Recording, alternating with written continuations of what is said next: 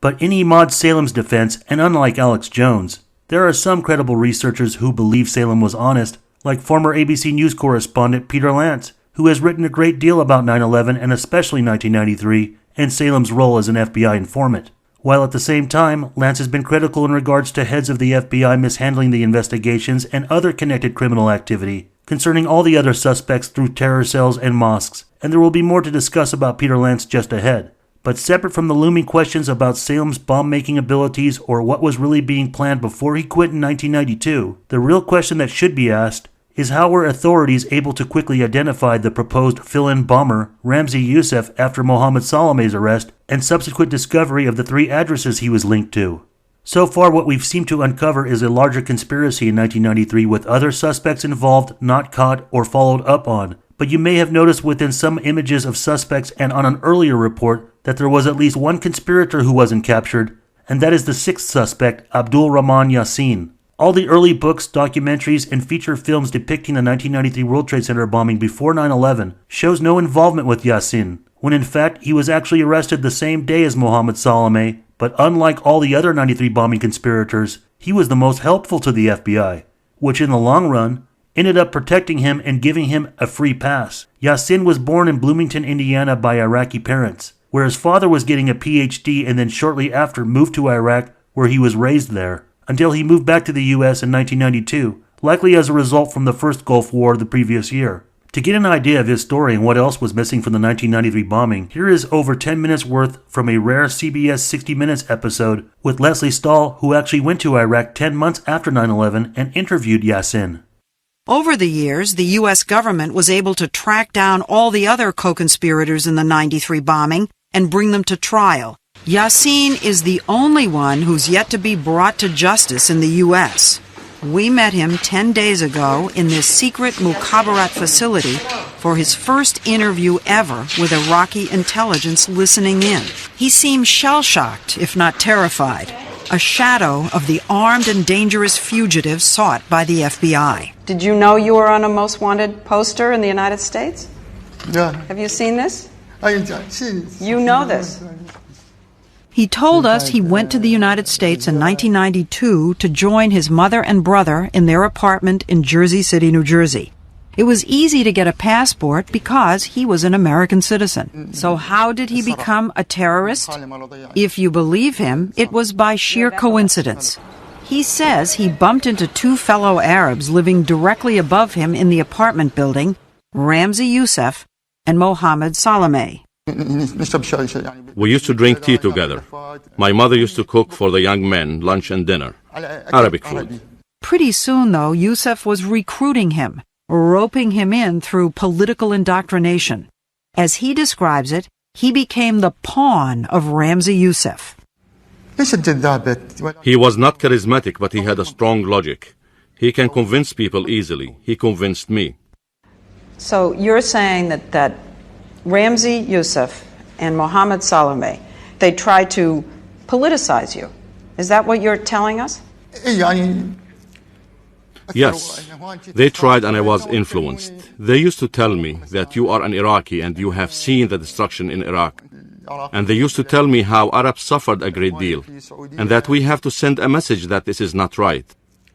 This is to revenge for my Palestinian brothers and my brothers in Saudi Arabia. So they talked to me a lot about this. How did the operation get financed? I don't know. At first, he says, the plan was not to blow up the World Trade Center. Ramzi Youssef had something else in mind. He told me I want to blow up Jewish neighborhoods in Brooklyn. U.S. officials say they never knew that Brooklyn neighborhoods, like Crown Heights and Williamsburg, were on Youssef's original hit list. Somewhere along the way, the plan changed. After a while, Ramzi Youssef told us to go to the World Trade Center. So we went there, walked around the parking garage, and he said afterwards, I have an idea. We should do one big explosion rather than do small ones in Jewish neighborhoods. Now you switch to the World Trade Center. What did that have to do with Jews? The majority of the people who work in the World Trade Center are Jews. So in other words, the purpose was still to kill Jews. In general, yes. You know that Muslims work there, that people of all religions work there, all nationalities. I am very sorry for what happened. I don't know what to do to make it up. My father died because of pain and sadness. It caused many troubles. I don't know how to apologize for it. Not only does he express remorse, something none of the others in the plot has ever done, Yasin incriminates himself in more ways than the government ever knew. For instance, you yourself went along to check out the Jewish neighborhoods in Brooklyn. You yourself went along to check out the World Trade Center with Ramzi Youssef. We went, the three of us. Me, Ramzi Youssef, and Salame. So you were involved to the extent that you were actually helping them check out the sites. Yes, I used to like to go out and see places. You knew that he was picking out things to bomb. Yes, he told me that. he also admits to helping Youssef buy the chemicals and equipment to make the bomb from this company in Jersey City. You knew who you were dealing with here. You knew that he had been trained to come to the United States as a terrorist to make bombs and blow things up. You knew that. I knew that after I started working with them. Work, he says, that included helping make the bomb, which was assembled in a separate apartment in Jersey City they had rented. You were mixing the chemicals. I never worked with chemicals before. That was not my field. But you were doing it. He was teaching us. He was the teacher. Me and Salame were the students under his hand.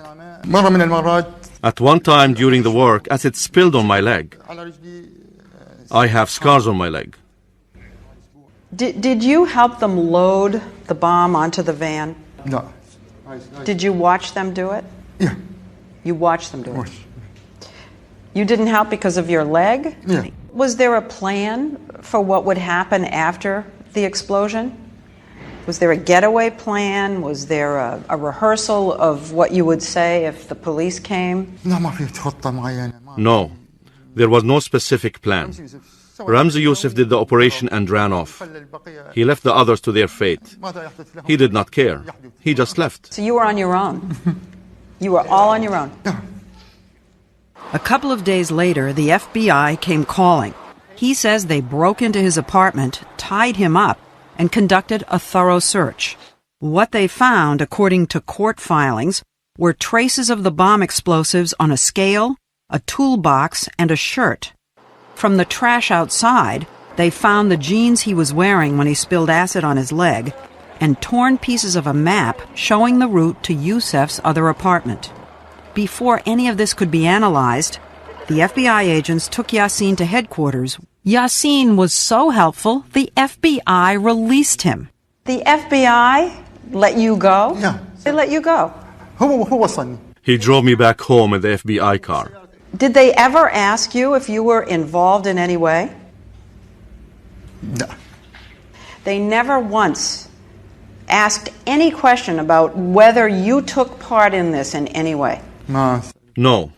All the talking was on Ramzi Youssef and Mohammed Salame. Yasin reinforced the impression he was cooperating by voluntarily returning the next day and showing the FBI this apartment in Jersey City where the bomb was made. But the FBI agent didn't have a search warrant. He told me he could not go in because he didn't have a warrant. Your work with us is finished. And so he drove me back. He drove you back home?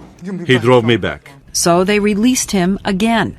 This time he went straight to a travel agent, bought a one-way ticket to the Middle East, and flew off that very night, never to be seen in the U.S. till now. Iraqi officials say they allowed our interview because they have nothing to hide. Did anybody from Iraq send you to the United States? No. From the government? No. Were you in touch with anybody from the government? No. No. When I went to the United States, I had no idea about the explosion. I went there to live an ordinary life like any other American citizen. That's it. Why did you let him go? You have a guy in your hands with an acid burn on his leg who lives in the same apartment building as some of the others you know are involved. He knows names, he knows locations.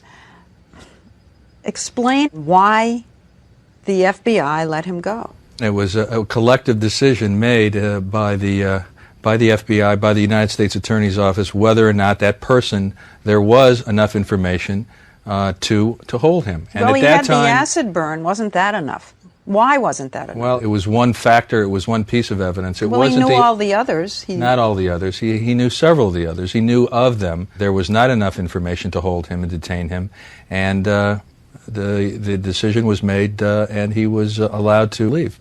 I would imagine that so far with these 2002 revelations from Yasin and FBI's Neil Hermit brings some clarity as to how and why the 1993 World Trade Center bombing investigations unraveled so quickly in discovering Ramzi Youssef's residence and determining he was the mastermind. And also from Yasin himself, determines that whatever initial plans going on before and during Youssef's arrival was about small and multiple bombing targets in Jewish neighborhoods, similar as to what motives were in place when Imad Salem had just left the circles, therefore the Twin Towers not verbally designated as a target yet. It may also seem to insinuate a very high possibility that Youssef did also visit El Sayed Nosair in prison soon after first arriving. But if you happen to notice on the CBS 60 Minutes piece, it clearly identifies that the apartment building Yasin was living at also referred as a previous residence for Mohammed Salameh living above, along with Ramzi Youssef after arriving in the U.S., is none other than the 34 Kensington Avenue apartment in Jersey City, where Salameh also used on the stolen vehicle report for the Ryder van in connection to the rental agreement, meaning that it was ultimately the residence of Mossad operative Josie Hadass. If the FBI's fumbling with handling Yasin wasn't enough to divert the public from looking into that apartment building as a hot address, then having a reported Mossad operative as a neighbor certainly would.